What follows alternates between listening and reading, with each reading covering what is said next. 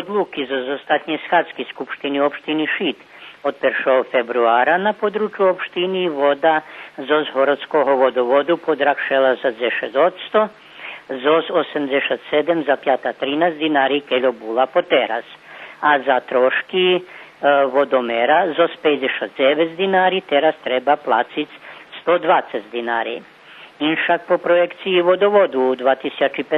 roku produkcija vody za žiteľov opštiny mala bi buď zvekšana za kolo 1.850.000 kubíky, co by bolo za terašnji potrebi dosť.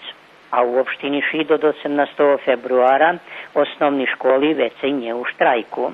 Všetky še vraceli na robotu od 45-minutni školskih hodiny.